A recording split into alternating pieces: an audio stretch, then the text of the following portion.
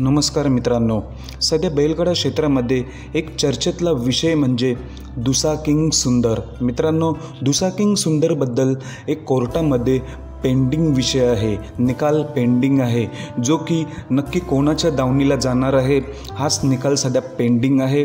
हा निकाल कधी येणार हेच मी तुम्हाला या व्हिडिओमार्फत सांगणार आहे।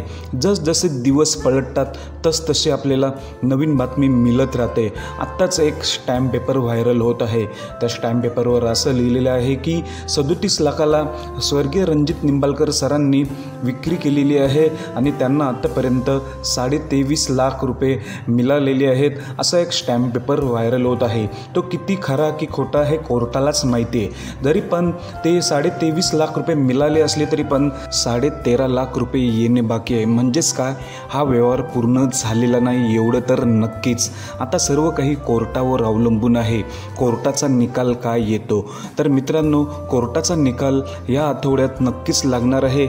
मला मिळालेल्या माहितीनुसार मंगळवार बुधवार नक्कीच निकाल येण्याची शक्यता आहे दुसाकिंग सुंदर बैलाबद्दल। गेल्या 2 महिन्यापासून दुसाकिंग सुंदर दावणीतच आहे, त्याचे फेरे नाही, काहीच नाही। पण मित्रांनो, लवकरच निकाल लागणार आहे। नक्की कोणाच्या दावणीला येईल हे आपल्याला मंगळवार बुधवारपर्यंत चित्र स्पष्ट होण्याची शक्यता आहे। बाकी सर्व कोर्टावर अवलंबून आहे।